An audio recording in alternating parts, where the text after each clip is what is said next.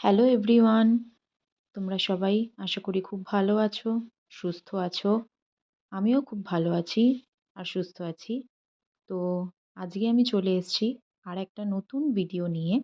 সেটা হচ্ছে একটা রেসিপি, মুরগির মাংসের রেসিপি। আমি জানি কম বেশি সবাই মুরগির মাংস রান্না করতে জানে, কীভাবে রান্না করতে হয়। বাট আমি কিভাবে রান্না করি আমি সেটাই তোমাদের সাথে আজকে শেয়ার করব। তো চলো দেখে নেওয়া যাক।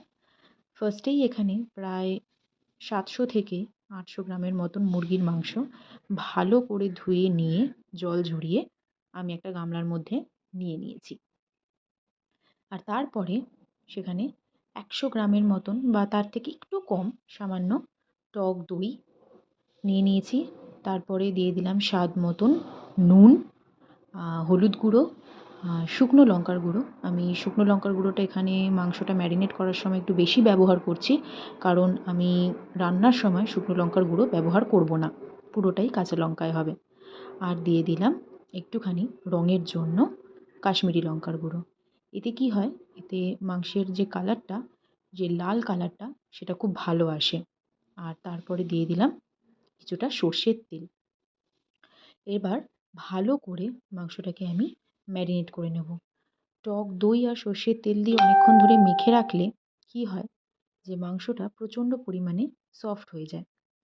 তো আমি প্রায় আধা ঘন্টার মতন মাংসটাকে ম্যারিনেট করে রেখে দিয়েছি। তারপরে এবার আমি একটা কড়াইতে একটু সাদা তেল নিয়ে ভালো করে গরম করে নেব। আর তারপরে আমি প্রায় দুটো বড় বড় আলু পিস পিস করে কেটে নিয়েছিলাম, সেগুলোকে তেল গরম হলে তেলের মধ্যে ভালো করে ভেজে নেব, যতক্ষণ পর্যন্ত না আলুটা মোটামুটি প্রায় 60 থেকে 70% অবধি নরম হয়ে আসছে। ততক্ষণ অবধি আলুটাকে ভালো করে ভেজে নিতে হবে। তারপরে ভাজা হয়ে গেলে আলুটাকে আমি অন্য একটা পাত্রে তুলে রেখে দেবো, কারণ আলুটাকে আমি একটু সেদ্ধ করে নিয়েছি, যাতে মাংসটা কষানো হয়ে গেলে তারপরে আলুটা দিয়ে দিলে যাতে আলুটা একদম সফট হয়ে যায় আর খেতেও ভালো লাগে।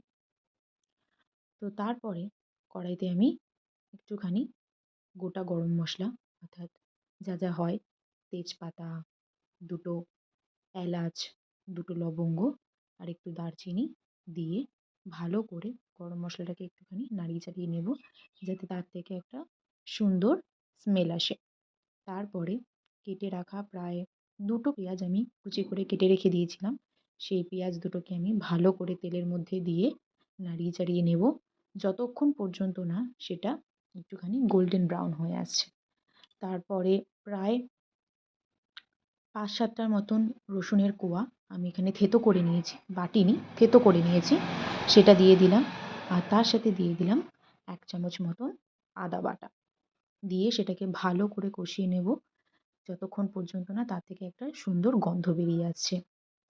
তারপরে আমি দিয়ে দিলাম এখানে একটা গোটা টুকরো করে রাখা টমেটো। টমেটোটাকে দেওয়ার পরে সেটা ভালো করে নরম হয়ে আসলে তার মধ্যে আস্তে আস্তে যে বেসিক মশলাগুলো সেগুলো আমি দিয়ে দেবো, যেমন হলুদ গুঁড়ো, সামান্য জিরের গুঁড়ো, কাশ্মীরি লঙ্কার গুঁড়ো রঙের জন্য, লঙ্কা বাটা, কাঁচা লঙ্কা বাটা, আর দিয়ে দিলাম হচ্ছে সামান্য চিনি স্বাদের জন্য। চিনিটা দিলে কি হয়, রঙটাও ভালো আসে আর স্বাদটাও খুব ভালো হয়। এবার মাংসটাকে আমি ওই মশলার সাথে কষিয়ে ভালো করে নাড়াচাড়া দিয়ে মিশিয়ে ঢেকে রেখে দেবো। তারপরে দেখতেই পাচ্ছ আস্তে আস্তে মাংসের থেকে জল ছেড়ে আসছে।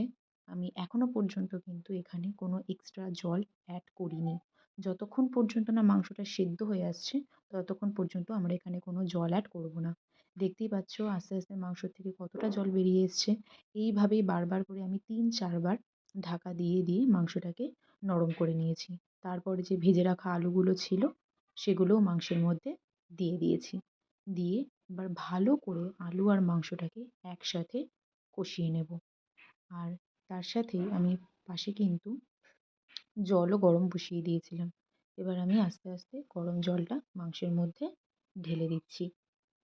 ঢেলে দেওয়ার পরে মাংসটা ফুটে উঠলে